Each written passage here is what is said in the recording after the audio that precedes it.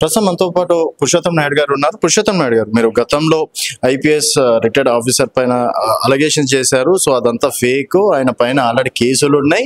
ఇదంతా ఒక వ్యక్తి పరువు తీయడానికే, అలాగే బ్లాక్ మెయిల్ రాజకీయాలు చేస్తున్నారు అన్నట్టు కూడా వాళ్ళ తరపు నుంచి మాట్లాడు వస్తున్నాయి సార్. అంటే ఇది కేవలం బ్లాక్ మెయిల్ రాజకీయాలు అని చెప్పేసి అనుకోవచ్చా? అతనేమి రాజకీయ నాయకుడు కాదు, నేను రాజకీయ నాయకుడు కాదు. అతను ఒక పవర్ఫుల్ రిటైర్డ్ ఆఫీసర్, నేను సాధారణ ఆర్డినరీ పర్సన్ ని. అతని పైన నేను రాజకీయం చేయాల్సిన అవసరం నాకేముంటది? నేను అడిగినది 1730 గజాలకు సంబంధించిన పేమెంట్ మాత్రమే నేను అడిగా. ఆ పేమెంట్ ఇవ్వకుండా నా పైన దౌర్జన్యం చేసి నా పైన కేసు పెట్టి అది ఆ పేమెంట్ ని ఎగరదొబ్బాలని చూశాడు అతను పవర్ ఉపయోగించి. ఇది ఒకటి. కొన్ని కారణాల చేత ఇంతకు ముందే చెప్పా 8వ తారీఖు అతని అల్లుడు అల్లుడిని సంతోష పెట్టడం కోసం అతను ఒక విషయంలో ఒక పెద్ద అమౌంట్ అడగడం, నన్ను డిమాండ్ చేయడం జరిగింది. ఆ అమౌంట్ గా ఇవ్వనన్నప్పుడు అక్కడి నుండి అతను నా పైన యుద్ధం చేస్తూనే ఉన్నాడు.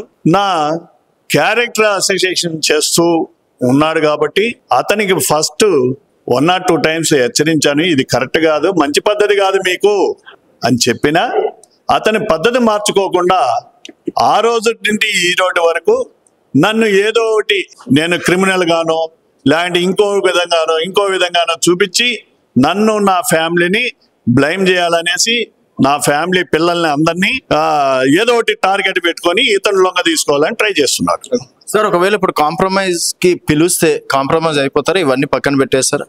అతనికి నాకు కాంప్రమైజ్ ఏంటంటే నా క్యారెక్టర్ ఏదైతే ఆ క్యారెక్టర్ వల్లనే నేను హైదరాబాద్ వచ్చి బతుకుతున్నా.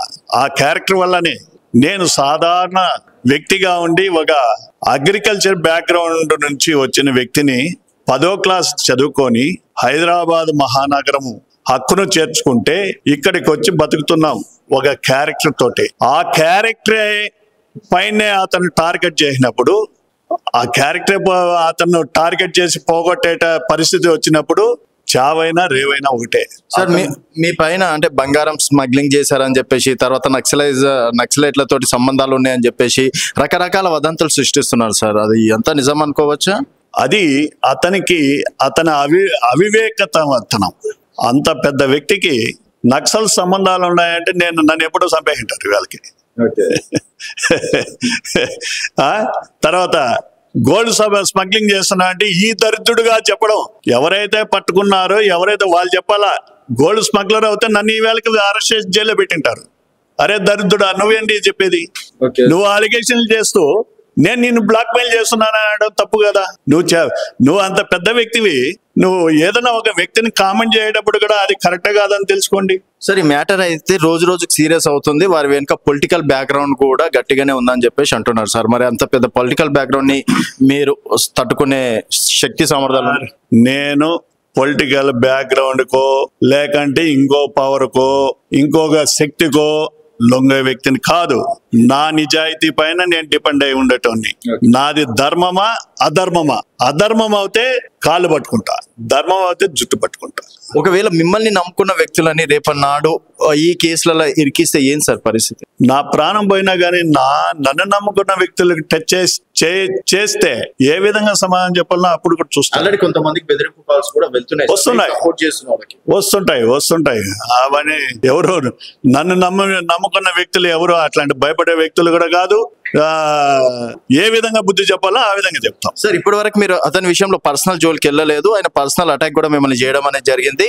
సో మరిన్ని రోజుల్లో ఈ విధంగానే జరిగితే పర్సనల్ జోలికి కూడా వెళ్ళే అవకాశాలు ఉంటాయి అనుకోవచ్చు. పర్సనల్ జోలికి అతనిలాగా మూర్ఖంగా నేను పోయే వ్యక్తిని కాదు. చట్టబద్ధంగా అతనికి ఏ విధంగా బుద్ధి చెప్పాలనో చట్టం ముందు నిలబెడతా. అది.